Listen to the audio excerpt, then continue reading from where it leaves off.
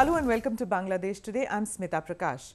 In the run-up to the general elections and its outcome, Bangladesh has seen a string of attacks on Hindus in different parts of the country, especially in the north. The brutal attacks on religious minorities was apparently for voting for the Awami League in the general elections earlier this month. Several cadres of the Jamaat-e-Islami have been arrested for the violence. This is exactly the kind of reprisals that many Bangladeshis were scared of, that led them to stay away from the voting process. The violence let loose against the Hindus this time, before and after the January 5th elections, has been the worst in recent times. Areas of Jessore, Dinajpur, Satkhira, Gaibandha, Rajshahi and Chittagong have been particularly affected. There are violent attacks on villages, business establishments and places of worship of Hindus. Young men are now sitting on night vigils, trying to protect the women and children. There have been reports of women being raped. Many Hindus say that the atrocities are reminding them of what their community faced in 1971 at the hands of the Pakistani army and the local collaborators. Bangladesh is a very sad situation, and this sort of atrocity we should condemn. And any sort of minority, the sense of insecurity in any country, I think always it is condemnable. But this Bangladesh, not only our neighboring country, the maximum border with West Bengal also. And what I think, the change of political regime after this election, because the same political leadership, Sheikh Hasina is there, and the positive aspect of Sheikh Hasina, she wants secularism. She wants to secularize Bangladesh society.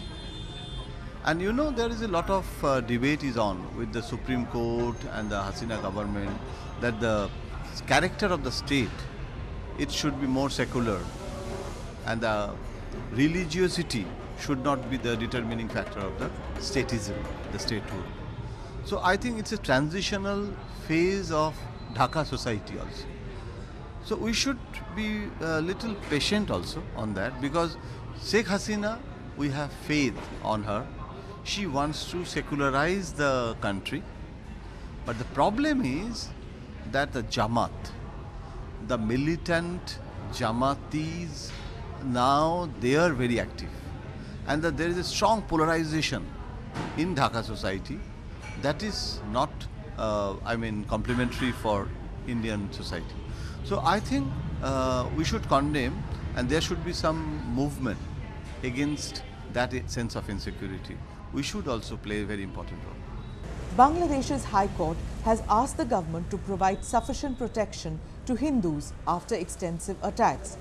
The court also wanted a report from the authorities about the harm caused by these attacks against the community.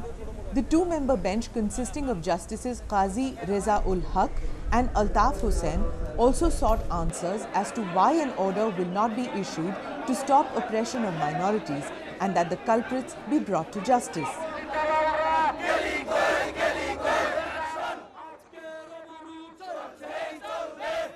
Bangladeshi Hindus took out a protest march in Dhaka against the atrocities their community is facing at the hands of the BNP-led hooligans and their allies.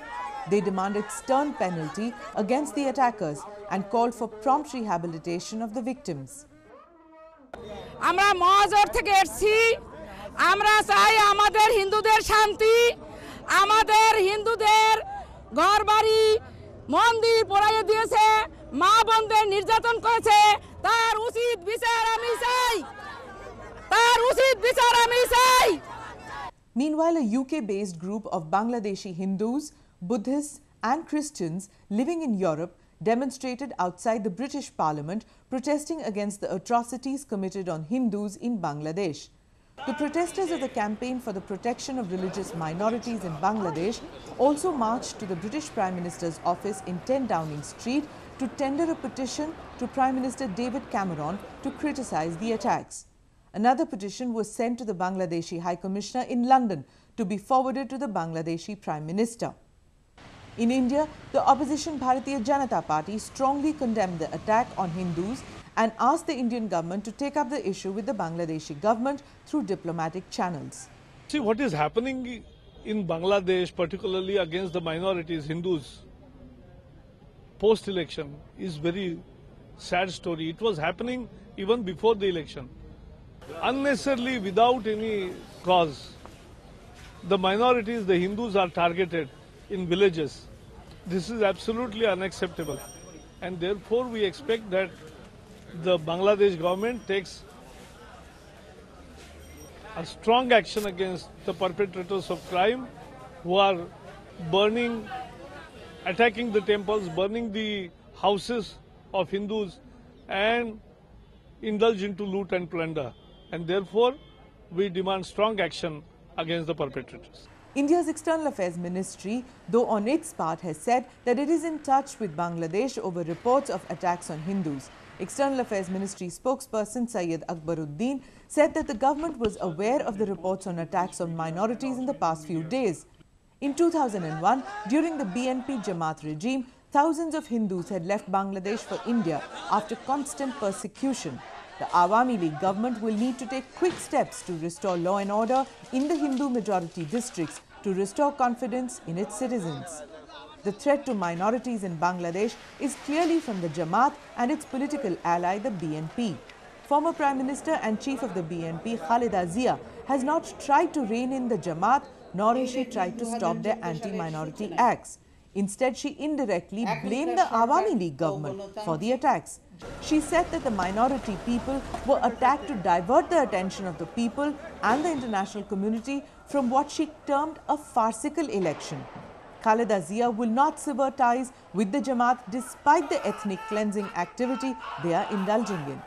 The Jamaat in Bangladesh is on the same track as its counterpart in Pakistan to rid the country of non-Islamic denomination people. The Jamaat and various Islamic fundamentalist groups have constantly played a divisive role since Bangladesh's War of Liberation. In 1971, they sided with the Pakistan Army in ethnic cleansing and eliminating people who were demanding an independent nation based on a linguistic and secular identity. In 1971, Bangladesh was just 25% Hindu. Today, 8% remain, but it is still the second largest religious community in the country. In the 1971 Liberation War, all communities, including Hindus, had fought together for the liberation of Bangladesh. Today, they are once again fearing for their life, liberty, property and dignity due to the retributive action by the Jamaat cadres. The Jamaat's hidden agenda is to convert Bangladesh into a monolithic Islamic country like Pakistan. This is clearly a challenge to the civilizational history and identity of Bangladesh. Meanwhile, in other news, the 2014 T20 World Cup and the Asia Cup, which is to be hosted by Bangladesh, has come under a cloud of uncertainty because of the unsettling atmosphere prevailing in the country. Cricket security officials are expected to meet in Bangladesh later this week to decide whether it is safe to hold the World T20 Cup, which kicks off on March 16th this year. They may, at the last moment, decide to move the tournament to neighbouring India or possibly Sri Lanka. Cities of Dhaka and Chittagong are scheduled to hold the major bulk of the matches. The Chief Executive of the Federation of International Cricketers Association, Paul Marsh, has said that the players were concerned about the threat aspect and therefore it was totally compulsory to get an independent and unambiguous inspection. Many countries including Australia, England, New Zealand and West Indies have already expressed reservations about travelling to the South Asian nation. The Asia Cup, which begins from February 25th, has been given the green signal. The tournament will be held at two separate venues in Dhaka, Fatullah and Sher-e-Bangla Stadium, beginning with Pakistan's clash against Sri Lanka at Fatullah. Meeting in Colombo, the Asian Cricket Council examined the security plan proposed by the Bangladesh Cricket Board before giving the tournament the go-ahead. Secretary of Sri Lanka Cricket, NISHANTHA Ranatunga, said that they wanted Bangladesh to host the tournament after all necessary security arrangements are made. We want this region to continue cricket. We need to go and play cricket in all the countries. So the purpose of this meeting was to make sure that we have got sufficient security aspect discussed at this meeting, which we did. So we'll be monitoring the situation, and probably by the 9th or the 10th after the elections in Bangladesh, we will have a relook at it. ACC Chief Executive SHAHID ASHURFUL has also said that the tournament was expected to go ahead as planned.